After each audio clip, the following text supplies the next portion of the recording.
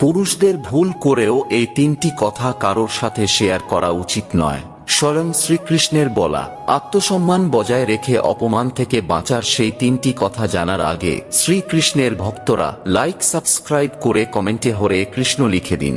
Number 1, কখনো কারোর সাথে টাকা সংক্রান্ত কোনো সমস্যার কথা ভুলেও শেয়ার করবেন না, কারণ এ দুনিয়াতে সাহায্যের থেকে পিছনে হাসাহাসি করা ব্যক্তির সংখ্যা বেশি, ফলে এতে সমাজে আপনারই সম্মান নষ্ট হবে।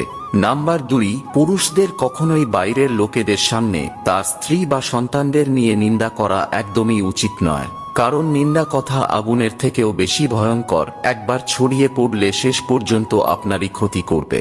নাম্বার 3, আপনি যদি জীবনে কোনো কারণে কোনো অপমানের সম্মুখীন হন তাহলে তা গোপন রাখতে শিখুন, কারণ বন্ধু ভেবে আপনি যার সাথে এই কথা শেয়ার করছেন পরে শত্রু হয়ে সে এটাই আপনার বিরুদ্ধে ব্যবহার করতে পারে।